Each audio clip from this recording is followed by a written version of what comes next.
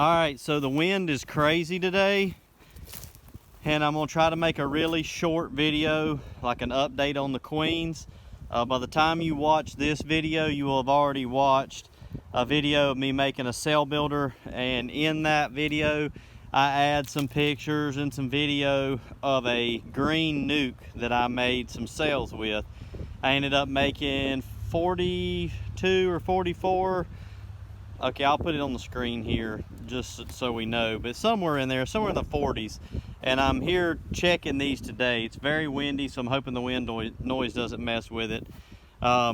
This green box here, this is from one of my originals, so it doesn't, this one here, it doesn't count. But starting with this brown hive, we went mated queen. There's two sides to that. These are medium frames. Most of these were made with either one frame of brood from one medium frame of brood.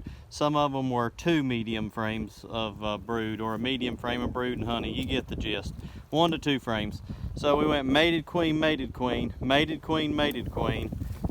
These were also from earlier. Mated queen, mated queen, mated queen, mated queen. So we did pretty good. The first 4 boxes we were 100%. This was the next box I went to. Kind of freaked out. Don't know what happened with this box. On this side, I believe I have a virgin queen in here. I can see where they've raised their own queen for whatever reason. They did not accept my queen and they raised their own. And there's no eggs. I can see where the cells that they've created have emerged. And I've actually seen the virgin queen in most of these that I'm going to show you that have done that. So I went virgin queen, mated queen here on the second slot, but she really don't have enough bees, so I'm going to have to do something with her. I believe this one was a virgin queen, and that one was just a complete failure on that one. So terrible on this box, 25% on that box. So we go over to this box here. And let me open it up. I've written it down. Okay, so we went a 530. There's mated queen, virgin queen, mated queen, and another mated queen. So we went 75% on this one. I'm counting the virgin queens as failures, okay? Now, most people, they're gonna tell you you shouldn't use those queens because they were raised with one frame of bees. That's probably true. I'm not selling these queens, they're my own. So I will evaluate them whenever they hatch out. I'll look and see how they're laying, how big they are, and if they look good, we may test them out. If they don't look good, then we'll kill them off and put another cell in there. This one, we went virgin queen, mated queen, failed queen. So, basically 50% on this one if you count the virgins as failures. And I will try to tally all this up here in just a little bit, because I haven't tallied it up yet. So on this box, we went mated queen on this side and a failed queen on this side. Actually, this is the only box of this style where I actually just had a queen that did not come back. These are the style box that are kind of recommended by the North Carolina Beekeepers Association. They're Born and Bred Workshop. It's a divided 10 frame medium box, 4 medium frames on each side, and they done really, really well. I was impressed. So I did mated queen, failed queen on that one. This one you can see mated queen, and over here 530 mated queen. 530 is the date, by the way. Here is a mated queen. On this side, well, I guess I lied. This side, there was a queen cell that's hatched out. I have not seen the virgin running around, so not a complete failure, but we're gonna count it as a failure anyway, because we're only gonna count mated queens, are the ones that I raised. This box, mated queen, mated queen. So I have 4 of those here, and that's that. We've already covered these 2 queen castles. We covered that crap of a queen castle. these were all good. This was an earlier one that I had, and it was one of these is a mated queen, one of them has a laying worker, and I've got to fix that. But there were so many bees in this box down here in this medium that I actually added a deep on top of it. Same thing here. Both of these are mated, but I've added supers because I didn't have any queens to split them, so I'm just letting them grow. So I went to this box, and this box was a good one. It was 100% mated queens in this box. So you can see 530 mated queen, mated queen, mated queen, and another mated queen. So that's good. Let me get my brick. I hope the wind is not screwing this up too much. I'm trying to keep my back to the wind for you. We went to this box. I can't remember all these. Virgin queen, mated queen. Where did I write it at? Oh, down here. Mated queen and mated queen. So we got 3 mated queens in that box and a virgin. Just another one that they did not accept of mine. Most of mine hatched out. I think I found 1 or 2 cells out of like 40 something that just never, my queens never emerged. Most of them, my queens emerged. They just, for whatever reason, just didn't like them. And on this one, there's only 3 in this box. There's a virgin queen here, a mated queen there, and a mated queen there. If you look, my divider's missing. I don't have a divider for this box. So this one, I put like 2 or 3 frames of bees in and made it, it's 5-frame nuke basically. And it's got a mated queen. So let me tally that up and I'll be right back. Alright, so I'm back in my truck now, and I've tallied everything up. For this run of queens, I had 33 mated queens. You can see 5, 10, 15, 25, 33. 33 mated queens. There were 3 that were just a complete failure. The queens hatched out and they never came back. And there was 7 of those boxes that had a virgin in it. And I'm pretty sure that those virgins were not mine. Most of those I saw the virgins, and I could see the cells where they had raised their own. So depending on how you want to figure that up, well, hang on, let me figure it up. So I figured it up, assuming 33 mated queens out of 43 that I put in. And, you know, for those that are counting, because I'm sure somebody probably is, there was 4 queens at my house that from the same batch that you did not see in this video, but they were all mated. Assuming 33 mated queens out of 43, that's 76% of what I got back. Generally, that's kind of, I think, the average is about 75 to 80% success rate.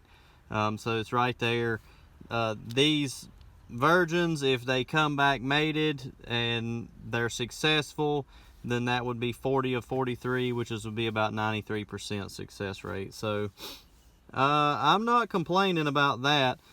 So that was, and all those queens that I raised, I had, I think, 2 boxes that I put 2 cells in. So, you know, that would have been, what, 45 queens that I raised out of a 5-frame nuke. And basically, you know, taking a strong hive, going down in that hive, finding the queen, setting her aside, shaking about 6 frames from the brood nest into the nuke box, and leaving the nuke box where the other hive was. So generally what I do is I just take that big hive and I move it down my line somewhere, and I set the nuke box back where the big hive was. Then I go through, find the queen, set her aside, shake about 5 or 6 frames of nurse bees into the nuke box, then put those frames back in. You know, all the brood and nurse bees that are up in the supers and everything, they come down, take care of that brood down below. And then all the workers, they come back to the nuke box too. So you get a nuke box that's just packed full of bees. I run it one time. I leave, 2 cells in the nuke box so they have a queen, and then everything else I just take and use those in my splits, and it works really, really well. So it's just a method for the small guy. If you don't have a lot of hives and you're looking to make some queens, it doesn't take much. Wait till towards the end of your honey flow, take one of your big production hives and make you up a cell starter and raise you some queens, and then you can take that big production hive and split it, or take some of your other hives. Me, for example, I've got several. Let's see here. Let's go out here and look, and I'll show you what I'm planning on doing. And it's the same way at my house, and I got 2 yards at my house. It's gonna be the same thing.